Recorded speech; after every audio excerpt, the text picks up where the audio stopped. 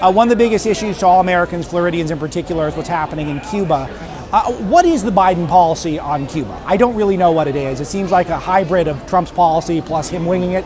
I don't know. Maybe he's holding out on us and he's going to tell us eventually.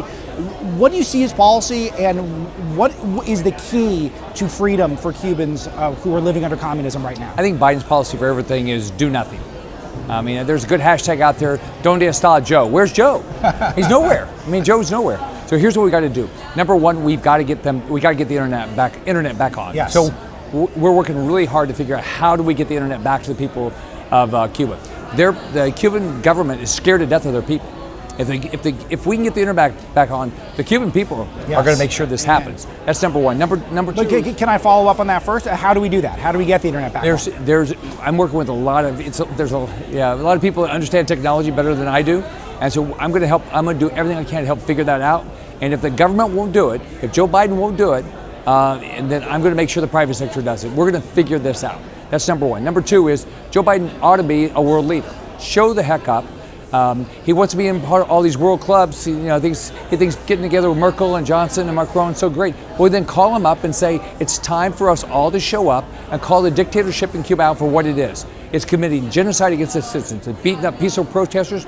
They're arresting people. The dissidents, like the ladies in white, they're arresting. We don't know where they are. Right. And then number three is all of us have to talk about it. We got to get the pictures out. We got to show them. When I did a press conference on Tuesday, as part of the chair of the NRSC and part of the leadership team, I showed pictures. I showed pictures of protesters getting beat up and arrested by the police. We got to let people know exactly what they're doing. This is not a nice place where we go have a beer. Right. This is a brutal government that is doing exactly what the Democrats are trying to do in this country. Socialism. It doesn't work. I mean, socialism always ends up with shortages. Food, water, medicine, electricity. That's exactly what's happening. This is so clear to me and our audience. Why isn't it so clear to Democrats and at this time? And why are there so many people divided on this one? This seems like a no-brainer to me. I think Americans agree with us. I think the media is partnered with the Democrat Party now. I think a lot of people in the media are, they're all in for this socialism stuff because it sounds nice, right? Yeah, It sounds really good. It just doesn't work. Yeah. It's never worked. It's never worked anyway.